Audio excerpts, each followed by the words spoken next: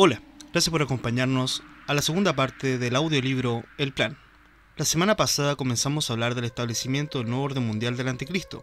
Pastor Aldo mencionó cómo el término nuevo orden mundial hizo su aparición y cómo esta expresión ha sido usada. Continuamos con la lección. La Biblia dice en Apocalipsis 13 del 1 al 5: Me paré sobre la arena del mar y vi subir del mar una bestia que tenía 7 cabezas y 10 cuernos, y en sus cuernos 10 diademas, y sobre sus cabezas un hombre blasfemo.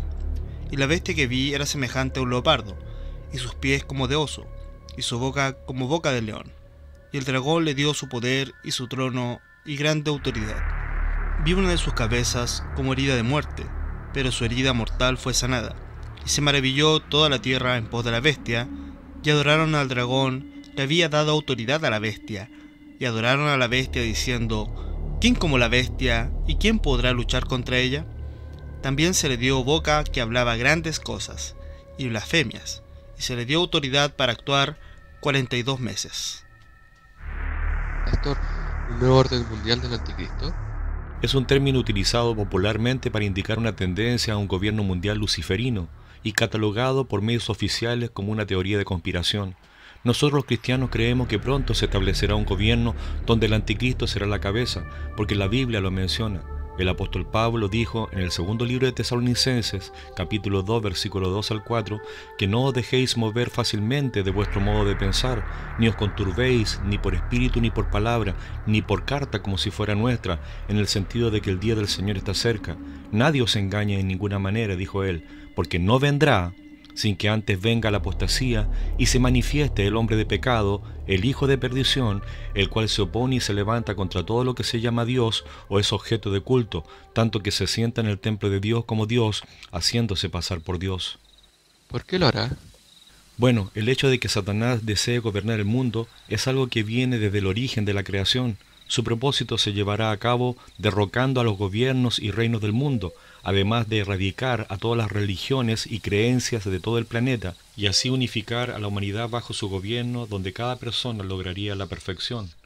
Émile Flourens, ministro de Asuntos Exteriores de Francia, 1886 a 1888, denunció las ideas de la creación de la Sociedad de Naciones, predecesora de Naciones Unidas, y de la Corte Permanente de Justicia Internacional en un libro señalando la influencia masónica para crear un gobierno mundial, una justicia mundial y una religión global sin el papismo. Gary Carr fue ministro de la Asociación Mundial de la Constitución y el Parlamento en 1987 hasta 1991. Considera que los masones son la fuerza detrás de la agenda por un gobierno mundial único, el nuevo orden mundial. William F. Jasper, un miembro de la John Birch Society, denunció la pertenencia socialista o marxista de todos los secretarios generales de las Naciones Unidas, señalando una futura dictadura mundial.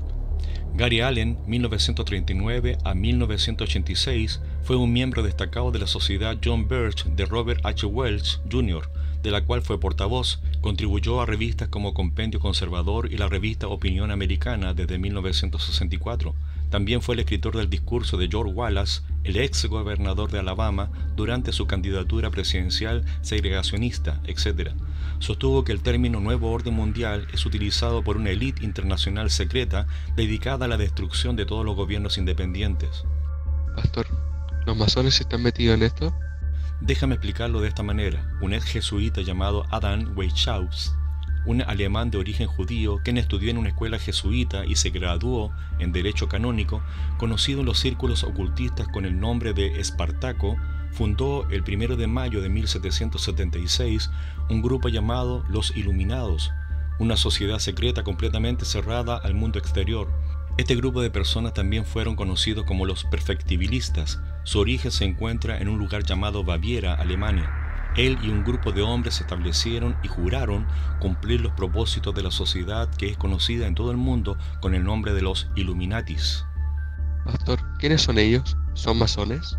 No, esta sociedad secreta se formó independiente a la masonería.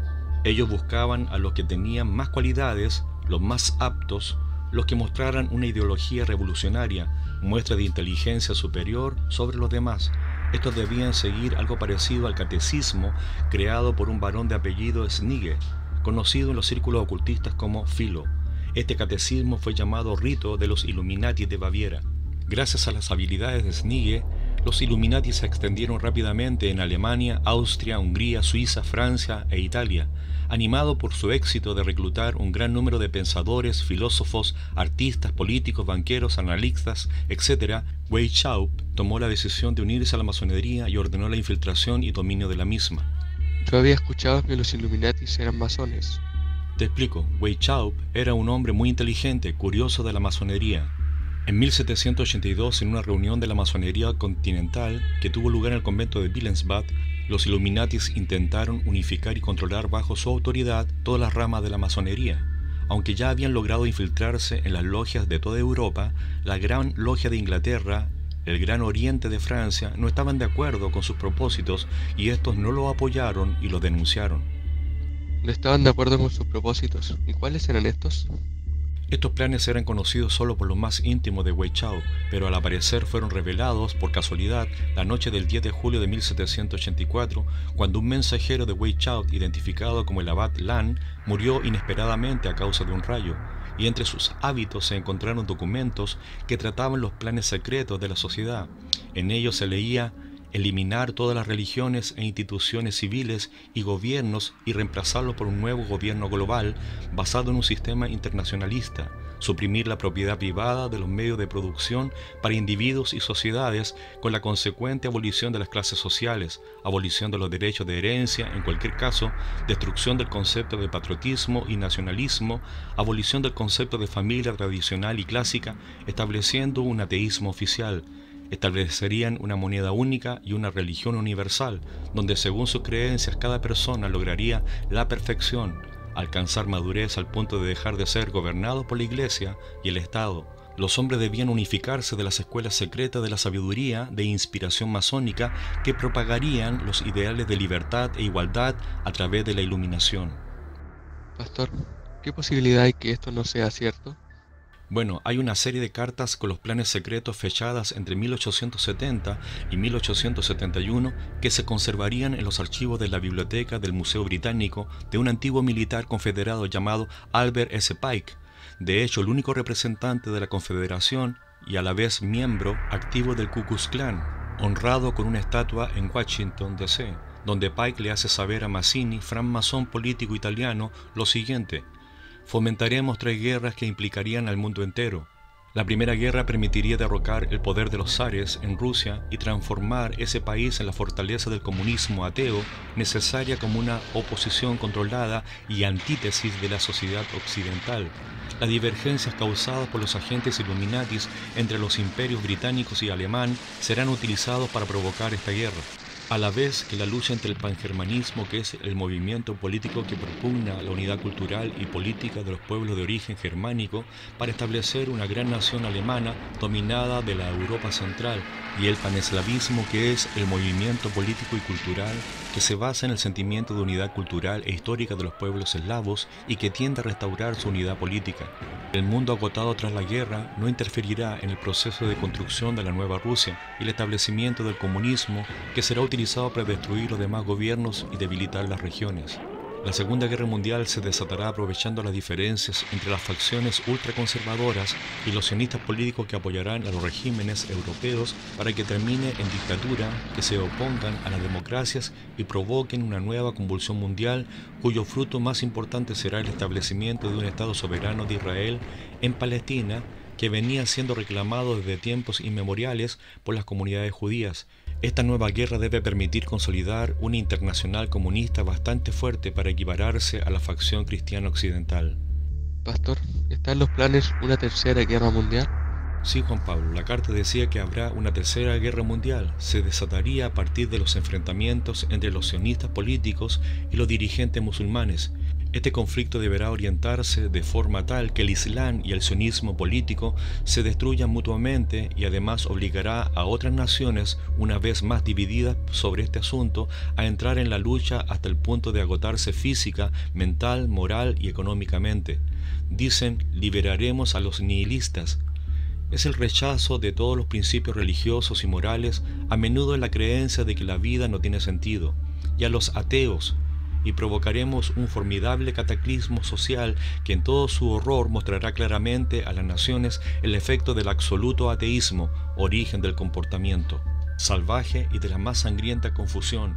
Entonces en todas partes los ciudadanos, obligados a defenderse contra la minoría mundial de revolucionarios, exterminará a esos destructores de la civilización, y la multitud desilusionada con el cristianismo, cuyo espíritu deísta estará a partir de ese momento sin rumbo, ansiosos de un ideal, pero sin saber dónde hacer una adoración, recibirá la verdadera luz a través de la manifestación universal de la doctrina pura de Lucifer, sacada a la vista pública finalmente. Esta manifestación resultará del movimiento reaccionario general que seguirá a la destrucción del cristianismo y ateísmo, ambos conquistados y exterminados al mismo tiempo. Además de todo esto, debemos recordar las palabras de nuestro Señor refiriéndose a los últimos días. En el libro de Mateo capítulo 24, versículo 4 al 8 dice: respondiendo Jesús les dijo: mirad que nadie os engañe, porque vendrán muchos en mi nombre diciendo yo soy el Cristo, y a muchos se engañarán. Y oiréis de guerras y rumores de guerra. Mirad que no os turbéis, porque es necesario que todo esto acontezca, pero aún no es el fin, porque se levantará nación contra nación, y reino contra reino, y habrá pestes y hambres y terremotos en diferentes lugares, y todo esto será principio de dolores. Pastor, ya me asustó. ¿Y estas ideas se expandieron? Se cree que los Illuminatis estuvieron implicados en la Revolución Francesa y acabaron con la dinastía de los Hamburgo. Un conde de apellido Mirabeau introdujo la orden a Francia. Lo avala el hecho de que el grito de libertad, igualdad y fraternidad haya sido el lema, como también la divisa de la francmasonería y el ícono masónico del gorro frigio, que representa un tocado más elevado que el de una corona. Se dice que una casa inaugurada bajo los auspicios de Rousseau, el fanático de Ginebra, se volvió el centro del movimiento revolucionario en Francia. Además se dice que la Orden Illuminati participó en la Declaración de Independencia de los Estados Unidos, influyendo en personalidades de la talla de Goethe, Herder y Roosevelt. Es coincidente el hecho de que la fundación de la Orden sea en 1776, el mismo año de la independencia de Estados Unidos. Interesante, pastor, pero hoy no se escucha mucho de los Illuminatis, se escucha más de los masones. Se dice que los Illuminati desaparecieron de Europa en las primeras décadas del siglo XIX, pero no de Estados Unidos. En este lugar se constituyó la Logia de Colombia de la Orden de los Illuminati de Nueva York, que a los inicios del siglo XX se le conoció como la Gran Logia Rockefeller. Los Illuminati se han mantenido por décadas hasta el presente en organizaciones como la Fraternidad Estudiantil Pi Beta Kappa, Calaveras y Huesos, o los Striner, el rojismo, que es el priorato de la Orden Illuminati fundada por Gabriel López de Rojas. Estos declaran seguir defendiendo los principios bávaros. Muchas familias influyentes han formado parte de Calaveras y Huesos y el Club Bohemia, como George Bush padre y George Bush hijo, William Howard Taft, 27º presidente de los Estados Unidos, 1909-1913, y el presidente de la Corte Suprema, 1921 y 1930, jueces de la Corte Suprema, senadores como John Kerry. ¿En Estados Unidos hasta hoy? Juan Pablo, es tan fuerte aquello que en el mismo dólar norteamericano lo podemos ver. En el billete encontramos en su reverso el sello de Estados Unidos con el ojo que todo lo ve, también llamado el ojo de la providencia, aunque no es un símbolo de origen cristiano y no se menciona en la Biblia, y en la cúspide una pirámide truncada en la parte posterior del billete de dólar. El símbolo fue gradualmente adoptado por los francmasones para representar un gran arquitecto del universo. Su verdadero origen se encuentra en el simbolismo del ojo de Horus, antiguo dios egipcio que representa al sol. El diseño de este sello fue aprobado por el Congreso de Estados Unidos el 20 de junio de 1782 y posteriormente, en 1935, fue introducido en el billete del dólar por la aprobación del presidente Franklin Delano Roosevelt, masón grado 32 del rito escocés y también miembro de los Striner. La iconografía presente en el billete introducida en la parte izquierda del sello, el reverso, con el ojo de una pirámide egipcia trunca, con 3 escalones que simboliza las 13 colonias de Estados Unidos, aunque es probable que a la vez represente una forma esotérica los 13 grados del rito de los Illuminati de Baviera. ¿13 grados en los Illuminatis? Sí, y son los siguientes si te interesa. Primera clase, vivero, preparatorio, novicio, minerval, iluminado menor. Segunda clase, francmasonería, aprendiz, compañero, maestro, iluminado, mayor, iluminado, dirigente. Tercera clase, misterio, sacerdote, pequeño misterio, regente, pequeño misterio, mago, grande misterio, rey, grande misterio. como te decía, en cuya base está escrito 1776 en número romano, año de la independencia de las 13 colonias y de la fundación de los Illuminatis. Va acompañado de la sentencia Anuit Coeptis, que significa a prueba comienzo. Abajo aparece la palabra Novus Ordum Seclorum. La traducción sería nuevo orden de las edades o de las eras. El número 13 sigue apareciendo en el sello ahora en el águila calva, que lleva en su pata derecha una rama de olivo, símbolo de la paz, con 13 hojas, y en la pata izquierda 13 flechas, símbolo de la guerra. Sobre su pecho un escudo con 13 barras, un lema con 13 letras que dice E pluribus unum, de muchos uno, y finalmente 13 estrellas sobre su cabeza que forman la estrella de David o signo de Israel. Un ex Illuminati dijo: esto se basa en un verso de la Biblia. En Mateo 21:42, Jesús les dijo: ¿nunca leíste en las Escrituras, la piedra que desecharon los edificadores ha venido a ser cabeza del ángulo? El Señor ha hecho esto y es cosa maravillosa a nuestros ojos. Según este hombre, la única piedra que puede ser cabeza y esquina es el vértice superior de una pirámide, razón por la cual ellos le cortan esa piedra al símbolo. Él explica, este símbolo en el dólar es un talismán, y este talismán se carga por billones de personas diariamente. Otra frase del dólar dice, "In God we trust", traducido como "en Dios confiamos". Sin embargo, existen otras interpretaciones, como aquella que dice que trust es negocio, corporación financiera. Otra debido a un supuesto error de la Reserva Federal, que emitió una serie de billetes y monedas con la frase "In gold we trust", en el oro confiamos. Hay otro símbolo en el dólar que pertenece a la sociedad secreta, y es la del búho de Minerva, la diosa de la sabiduría. Esa se encuentra en una escala minúscula en el margen superior derecho entre una hoja y el margen que rodea al número 1. También se asocia a la sociedad del Club de Bohemia, que es conformado por altos dirigentes de la economía, finanzas y de la política, quienes discuten asuntos del mundo y tienen un culto druida con una gran estatua del búho que es una representación del dios Moloch, una divinidad babilónica. Pastor, ¿al final los masones y los Illuminati se unieron? Los masones enseñaban que un día las actitudes y valores de todos los hombres evolucionarían naturalmente hasta el punto en que todas las religiones se fusionarían. Cada hombre entendería que somos hermanos. Esto ocurriría naturalmente y pacíficamente, a lo cual los Illuminati dijeron que era una tontera, nunca ocurriría en forma pacífica y natural. Ellos tenían otra táctica. Esto debía ocurrir por la revolución y la guerra, y comenzaron una infiltración en las logias masónicas. En solo 13 años, Wichau controlaba todas las logias masónicas y los masones se volvieron sus aliados. Alice Bailey, luciferina y líder del movimiento Nueva Era, dijo en 1944 en una reunión de Yalta: allí 3 hombres que constituyen un triángulo básico se reunieron con buena voluntad para todos y se esforzaron para asentar las bases para acontecimientos mundiales futuros. Estos 3 hombres fueron Franklin Roosevelt, Winston Churchill y Joseph Stalin. Esta mujer hablaba como si todo ocurriera de acuerdo al programa. No estás equivocado, Juan Pablo. Escucha. En 1776 se crean los maestros Illuminatis con la meta del nuevo orden mundial. 1823 se introduce la teoría de Hegel, tesis más antítesis igual síntesis. 1848 Carlos Marx crea el comunismo, antítesis a la tesis capitalista. 1875 se establece el movimiento llamado la Nueva Era, una sociedad secreta teosófica. 1917 el comunismo se convierte en el sistema de gobierno de Rusia. 1917 a 1945 las potencias de Occidente elevan a Rusia al estatus de superpotencia. 1945 a 1989 la Unión Soviética plantea un conflicto con Estados Unidos, un atemorizante panorama nuclear, se evita un conflicto real. 1975 sale a la luz el movimiento Nueva Era. 1990 el presidente George Bush padre anuncia el nuevo orden mundial luego de la invasión de Kuwait. 1990 el comunismo se cambia de ropa para convertirse en Nueva Era y fusionarse con el capitalismo. Unión Soviética y Estados Unidos, un gobierno mundial por vía de las Naciones Unidas. Gorbachov, presidente de la Unión Soviética, dijo: una alternativa entre el capitalismo y el comunismo está en perspectiva. Esto significa que el rompimiento de la Unión Soviética no fue un accidente ni el resultado de las políticas de Ronald Reagan, es simplemente el plan. Ahora ya no es la Unión de Repúblicas Socialistas Soviéticas. Tiene razón Juan Pablo, la Unión Soviética no servía para los planes del nuevo orden, ya que entre las cosas que planificaron fue dividir al mundo en 10 supernaciones. Querido oyente, Hasta aquí llega la lección. La próxima semana, si el Señor lo permite, continuaremos hablando sobre el establecimiento del nuevo orden mundial del Anticristo. Gracias por escucharnos. Dios les bendiga.